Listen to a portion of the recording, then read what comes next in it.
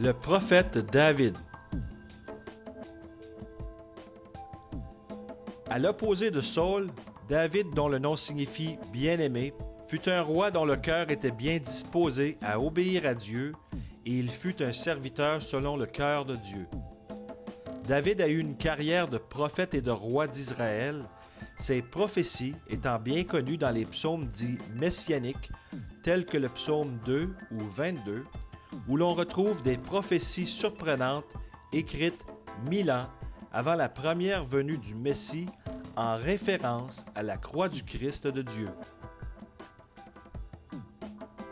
Au psaume 22, verset 1, il est écrit « Mon Dieu, pourquoi m'as-tu abandonné? » Cette prophétie trouvant son écho au Nouveau Testament en Matthieu 27, 46, où il est écrit « Élie, Élie, lama sabachthani » c'est-à-dire « Mon Dieu, pourquoi m'as-tu abandonné? »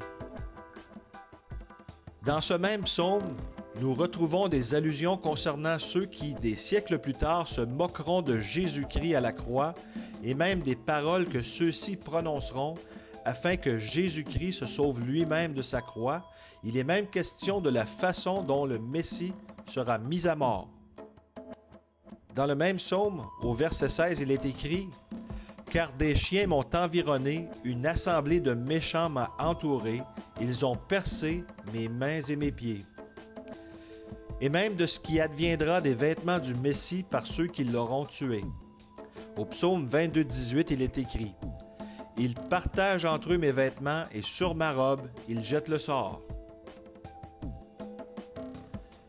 David aura donc connu une carrière fulgurante de composition de psaumes dans lesquels sont cachées en pleine vue des références à la première venue du Christ, mais aussi des prophéties concernant sa deuxième venue, et ce, pour très bientôt.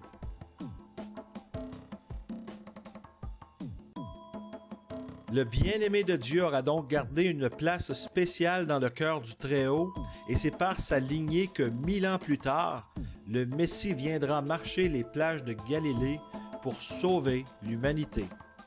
Ce sera sur le même trône qu'il reviendra bientôt pour régner pendant 1000 ans, pour s'en retourner ensuite avec les siens vers l'éternité.